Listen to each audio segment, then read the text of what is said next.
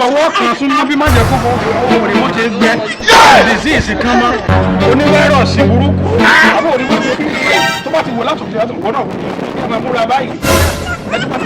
Ẹ ké hallelujah gbogbo ènìyàn.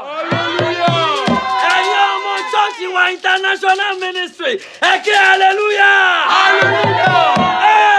Àsìkò ti tó láti gbé bàbá wa wọlé, bàbá wa tí Ọlọ́run ń lò lọ́wọ́lọ́wọ́.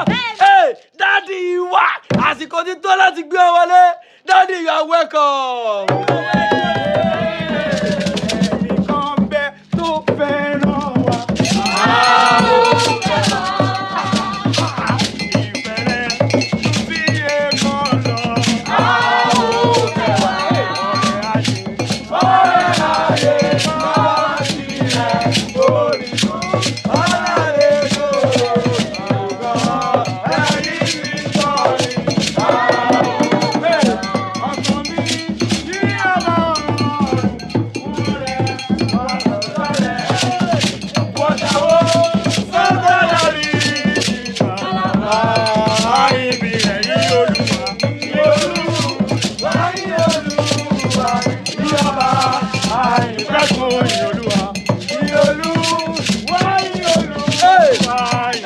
Daddy, oh yeah, you are working, you are